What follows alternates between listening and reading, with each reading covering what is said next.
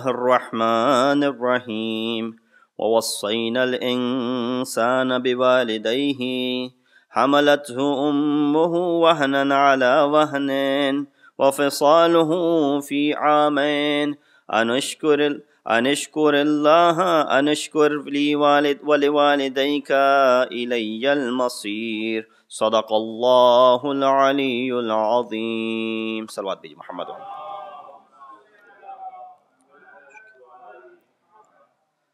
Assalamu alaikum wa rahmatullahi wa barakatuh. First of all, I would like to ask everyone to please recite Surah Al-Fatiha for Marhoom Mahmood Hamade and Marhoom Agha Afsar Abbas. When we recite this dua, that inshallah with the Eisal Thawab of this Majlis and the reward of this Majlis, may Allah subhanahu wa ta'ala elevate the status of these Marhoomeen, and Allah subhanahu wa ta'ala reward them with a place in the Jawar of Ahl Bayt alayhim salatu wassalam. And on the same token, we ask Allah subhanahu wa ta'ala to give patience to the bereaved family for their loss indeed. The verse that I recited is from Surah Luqman, verse number 14, in which Allah subhanahu wa ta'ala is addressing all of mankind when He says, وَوَصَّيْنَا الْإِنسَانَ بِوَالِدَيْهِ, that indeed we have advised mankind in regards to their parents or his parents, حَمَلَتْهُ أُمُّهُ وَحْنًا عَلَى وَحْنٍ, that his mother carried him through weakness upon weakness, وَفِصَالُهُ عَامَيْن, and the weaning period of 2 years. And then Allah subhanahu wa ta'ala, after having mentioned this, He said, أَنُشْكُرْ لِي, to thank me, وَلِوَالِدَيْكَ, and also your parents, إِلَيَّ الْمَصِيرُ, and everything comes back to me and proceeds to me. Over here we see that this verse is giving us advice in regards to the parents. And the word wahan that is being used over here is in this verse twice. Wahanan ala wahanin means that thing which is weak. And therefore, when we use the word tawheen towards another individual, and when you hear the word that someone tawheen was done, that means you had weakened the character of that individual. And that is the word tawheen is coming from the same wahan. And also we see that anything which is wahanadeen, that which is damaging the religion or deen, it is considered to be haram as well. This ayah and many other ayat in Quran are giving us advice in regards to how a person should deal when it comes to the parents. Now, in regards to parents who are whether alive or even when the parents are dead, this protocol which Quran wants us to adopt every step of our life. And so over here, I just want to focus very briefly in the next 25 minutes or so in regards to this ayah and in other places where Allah subhanahu wa ta'ala has mentioned being kind towards parents, because the word that Allah uses in 4 different occasions in Quran is the word ihsan. وَبِالْوَالِدَيْهِ إِحْسَانًا, to be kind towards the parents. We see that the word ihsan is being used and the word infaq is not being used. While over here it is also being addressed that you should thank Allah, thank your parents, thank Allah subhanahu wa ta'ala, and also thank your parents. Thanking goes under the category of ihsan. When you do ihsan towards someone, you're thanking them, because infaq is only limited to monetary or financial support, whereas ihsan encompasses all the means, services, whether it is done through your tongue, whether it is done to your hands, whether it is done through all of your other actions, or whether it is done through the financial means that you're providing to them. So that is for Allah subhanahu wa ta'ala is using the word ihsan. He did not use the word infaq, that deal with your parents with infaq, give them money. No. It's not what it is talking about. In fact, money aspect also comes under the category of ihsan, and that is where we see the delicacy that Quran is using the word ihsan more than using the word infaq over here. We also see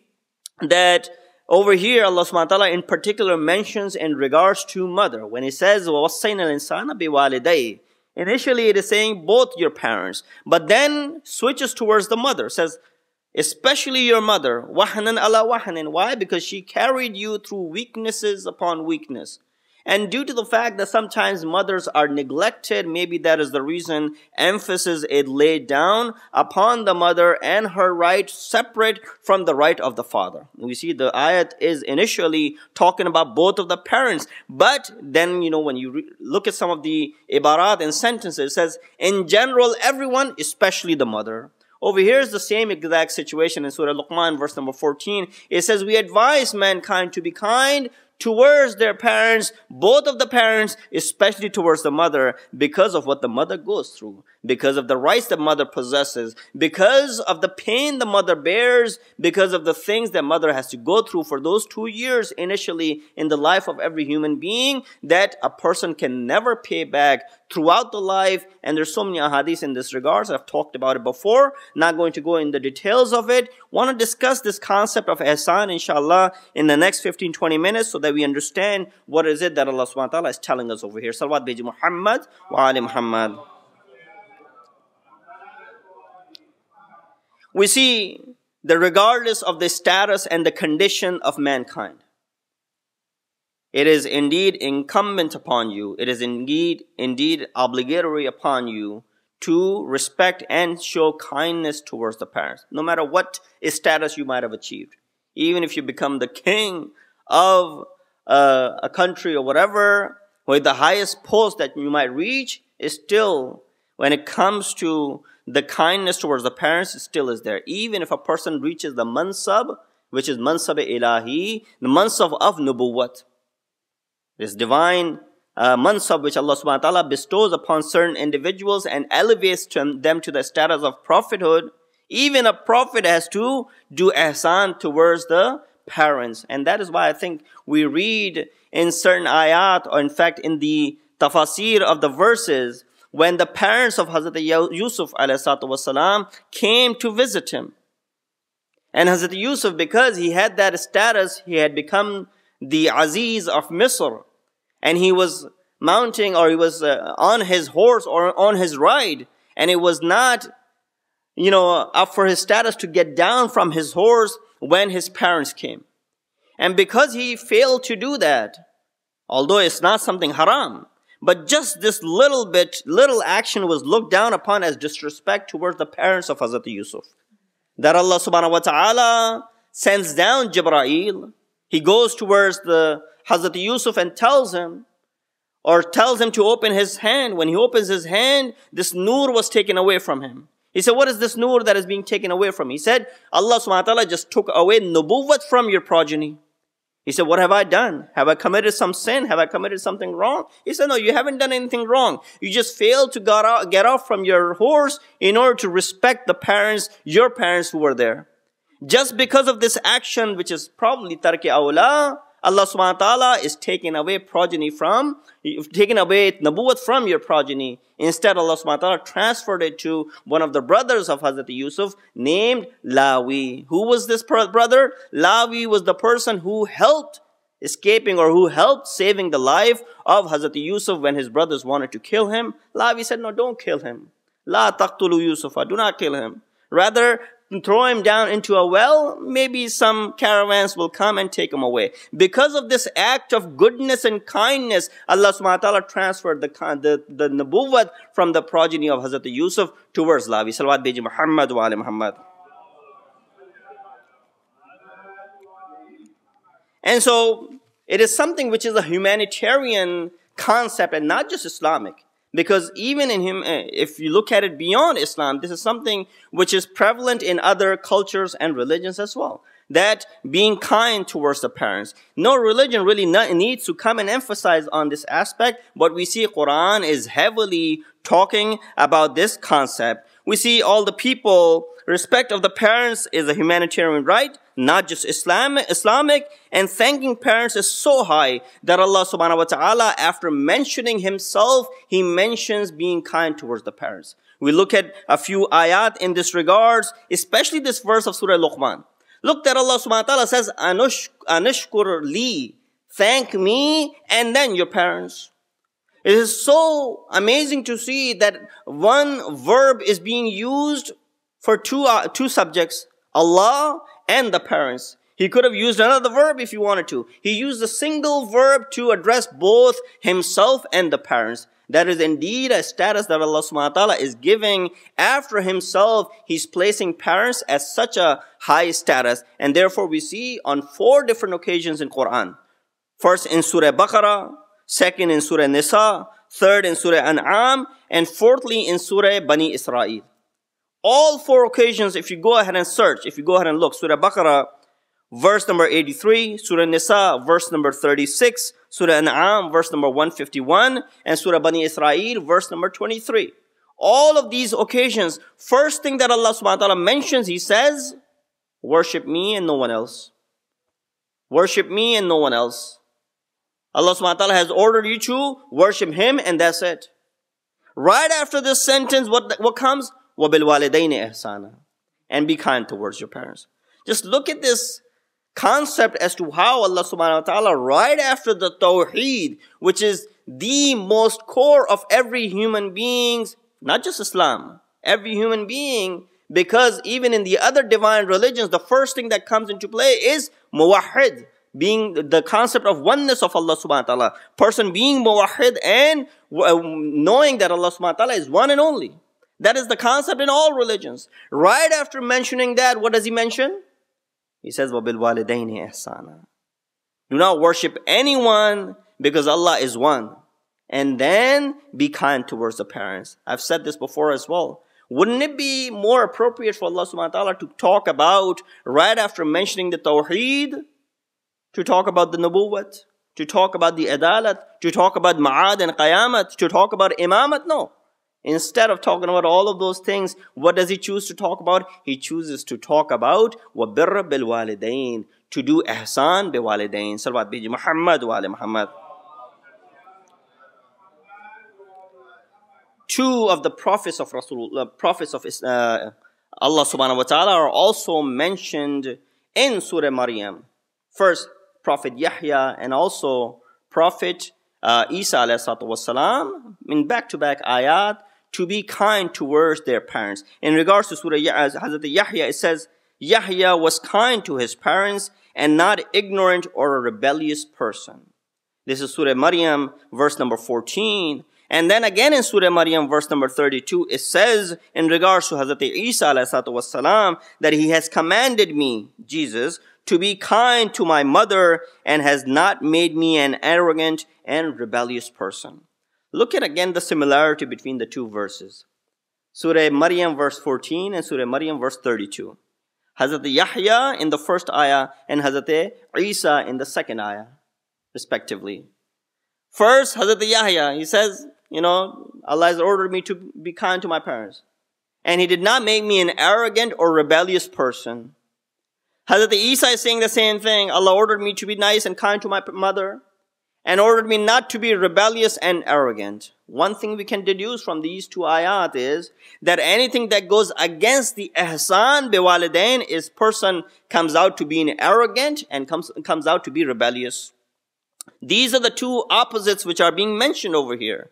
That if you do not show kindness towards parents, includes both father and the mother, you're only treading down the path of rebellious and you're treading down the path of arrogance. The path of arrogance is which belongs to shaitan, the one who did arrogance or showed arrogance initially. And the path of rebellious belongs to Fir'aun and Haman and so on and so forth, who did rebellious against Allah subhanahu wa ta'ala. So right away you see this enormity of this concept, that if a person does not show any sort of ihsan, what category does he belong to? He belongs to the category of shaitan, belongs to the category of Iblis, Fir'aun, and so on and so forth. Salawat biji Muhammad wa ali Muhammad. So how do we show kindness towards the parents? This is the question. You say, well, we've heard so much about be kind, be kind, be kind. How do you exemplify that? How does one be kind towards the parents? What are some of the things that we need to do in order to be kind towards the parents, whether they're alive or whether they're dead? In a hadith, actually a chapter in Usul al-Kafi, Marhoom Kulaini mentions 21 ahadith. And there's a whole section which is known as Bir bil Walidain. Ihsan, or being kind towards the parents. The whole section is dedicated. And there is a hadith from our Prophet. He says, when a person had asked him in regards to وَبِالْوَالِدَيْنِ إِحْسَانًا, what does the word ihsan mean? Prophet replied by saying, he says, Al-ihsanu an tuhsina suhbatuhuma. Ihsan means that you be kind in your conversation with them too. He said, ihsan means an la tukallifahuma an yas'alaka shay'an. That they should not feel shy when they want to ask you for something. You should not create a situation where your own parents are shying away from asking you something. Whether, regardless of the fact that they need those things or they don't need those things. The later part of the hadith says, mimma yahtajani ilayhi. Whether they are in need of it or they're not in need of it. That is not the fact. That is regardless of the fact. But you should not create such a situation where they feel shy from asking you for help. It says even to the extent, in kana mustaghinain. Even if they might be mustaghni, even if they might be self-sufficient, they should not feel this sort of shyness from asking you. This is the concept of kindness which Rasulullah or Prophet is mentioning over here. He says, Alaysa yaqul, that Allah subhanahu wa ta'ala did not say, Lan tanalul birra hatta tunfiqu mimma tuhibbun, that you cannot achieve the highest virtues except unless you go ahead and spend part of what you dearly love. And this is exactly what the ihsan bil walidain is meant over here. Salawat biji Muhammad wa ali Muhammad par.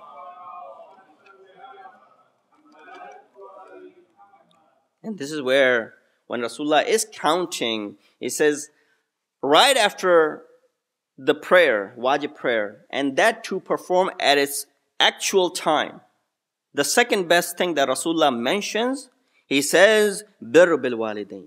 Three things he mentions, which are the most important. First, he says, as-salatu ala waqtiha. You would imagine after salat ala waqtiha, he would mention fasting or hajj or something else. After mentioning that salat ala waqtiha, namaz on its time, what does Prophet mention? He said, وَبِرْ بِالْوَالِدَيْنِ, being kind towards the parents. Again, it shows how important this concept is, so we should not take it easily. So how can we be kind to them while they're alive or even after their death? Some people think that, after my parents are dead now, there's nothing that I can do for them. There's no concept of kindness that remains for me.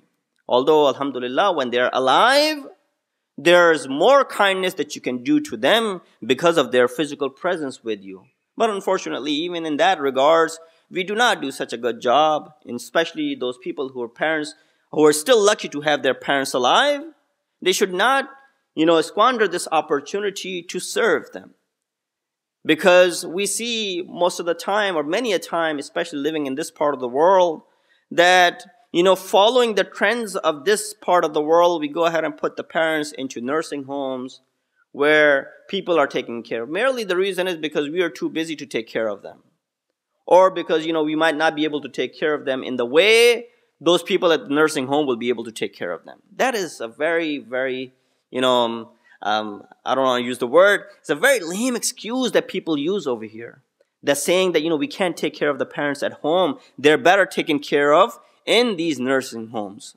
That is another story. If you yourself have grown to be very old, that you can't take care of yourself, that it is difficult for you to take care of the parents. But if you are still young, this opportunity should not be squandered. This opportunity should be utilized. Why? Because if you put them into these nursing homes today, tomorrow when your turn comes, your children will be treating you in the same exact fashion. And therefore, we need to learn from this aspect. If you don't want to end up being over there, you should not be treating your parents in the same way either. Being kind to the parents is not limited when they're alive, as I said before. There are 6 or 7 things that I wanted to mention over here. I don't know how much time I will have left.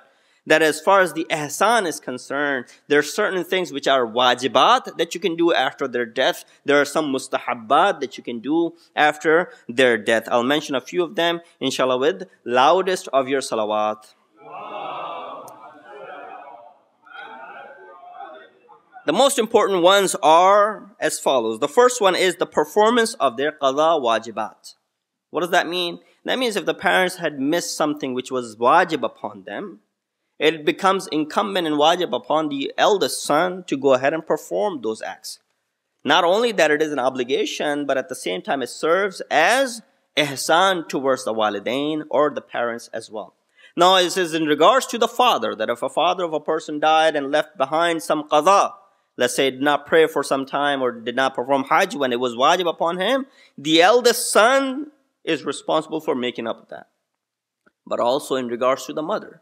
If a mother leaves a will saying that I missed so many fasts or I missed so many namaz, salat, or I missed this and that, it also becomes wajib on the other children, not just the eldest one, to go ahead and take care of this thing. And at the same time, when it is an obligation upon them, it also serves as the ihsan on the parents as well. Second thing, if they were in debt, go ahead and pay off their debts. That is an ihsan towards the walidain. First, initially, it will be wajib if they were owing something to someone else that you have to take care of it. Again, if the father had left and the eldest son would become obligatory, it will become obligatory upon him. But the rest of the family also shares the same obligation if they want to utilize the money which father is leaving behind to go ahead and pay off the debts of this father. Or if there wasn't any thing that the father left, for example, but using your own wealth to go ahead and take care of the debts that the father was in would certainly fill up the obligation and at the same time serve as the ihsan towards the walidain as well. Third, we see performing of the mustahabbat along with wajibat. If a person knows that his father or mother did not leave any wajibat behind, they were not, there was no qadha as far as their salat or fast or all those things are concerned, go ahead and perform the mustahabbat for them. Go ahead and perform mustahab salat for them. Go ahead and perform a mustahab hajj for them on their behalf. Do all of these things. Give sadaqah on their behalf. It will be considered not only mustahab, which is going in the record of the parents, but at the same time it will be considered ihsan towards them on your behalf. Imam, when he was mentioning this hadith, he says, what is it that lets you stay away, or what it is that becomes an obstacle for you to do kindness or be kind towards the parents even after they're dead? You can perform all of these mustahabbat for them, and there's dual effect of that. One is that they are benefiting from it over there, and at the same time you are benefiting from it as well. The person who performs this will not see poverty in his entire life. Just imagine how Allah subhanahu wa ta'ala, or the ahadith, which are definitely also in regards to, which are also in the teachings of Allah subhanahu wa ta'ala, are also saying the same exact thing, how this concept does not bring upon any sort of poverty on the individual who's taking care of these rights. Fourthly, we see asking for the forgiveness is one of the best things that a child could do towards their parents. Just ask for their forgiveness. If they had done something, and that is the first thing that we do when we recite Salatul Mayyit. What are we asking? We're asking Allah subhanahu wa ta'ala if there was any sort of wrongdoing on their behalf, forgive them. Even if you know that were wrongful or wrongdoings in their life, you go ahead and ask for this forgiveness. Allah subhanahu wa ta'ala definitely listens to it. You and I always perform or read this in our qunut. What do we say? We say, Allahumma ighfirli wa liwalidayya wa lil mu'minina yawma yaqumul hisab. What is it? We're asking for dua of maghfirat for ourselves and as well as for our parents. We see that our fourth Imam Zainul Abidin alayhi salatu wasalam,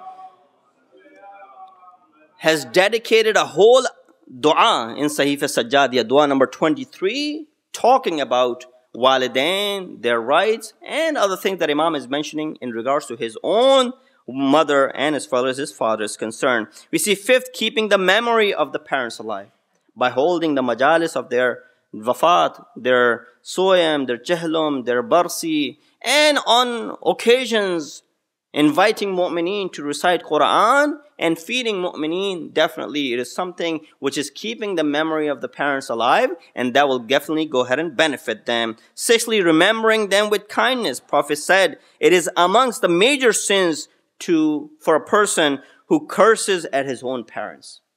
A person who was sitting there asked Rasulullah, he says, Ayyujad rajulun yala'anu abawayh? Is there a person who would go ahead and curse his own parents? Prophet replied by saying, فَقَالَ نَعَمْ يَلْعَنُ أَبَاءَ الرِّجَالِ وَأُمَّهَاتِهِمْ فَيَلْعَنُونَ أَبَوَيْهِ. He said, this person who curses other people and other people's parents, they will in return curse your parents, and therefore you in reality are cursing at your own parents.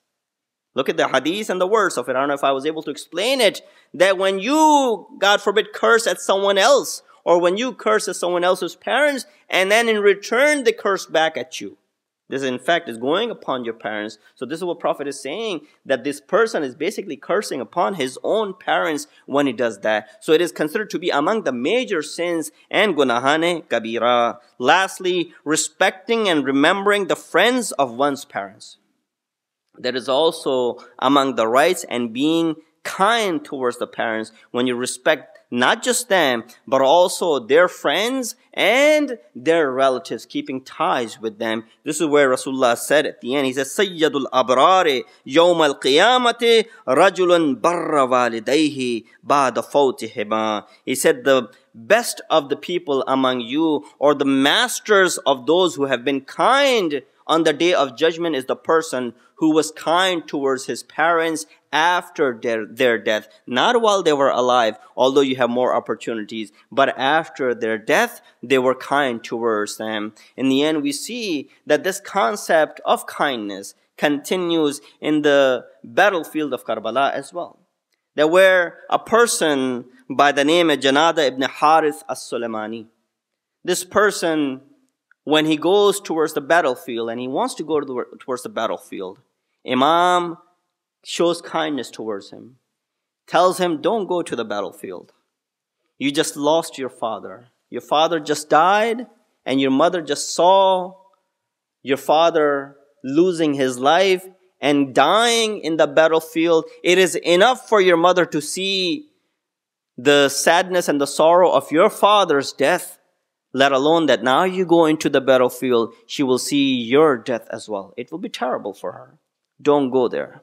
So Imam, in other words, was trying to be kind towards this person, Janada ibn Haris Salmani, saying that don't go towards the battlefield. Your father just became martyr, and your mother cannot bear to see losing the father, and then right away losing the husband, and right away losing her own son. You know what Janada replied by saying? He said, it is my mother who has sent me towards the battlefield. I'm not going on my own. It is my mother who wants me to see sacrifice upon Mawla, oh Mawla, upon you. And this is where we see this lesson is learned even in the battlefield of Karbala.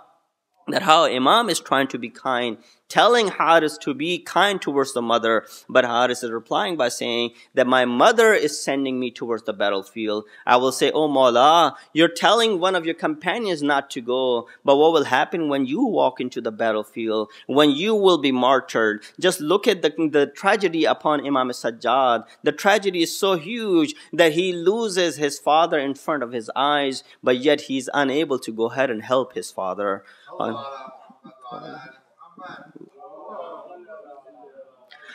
Let us ask Allah subhanahu wa ta'ala to give us tawfiq to be able to follow the teachings of Ahlul Bayt alayhim salatu wassalam.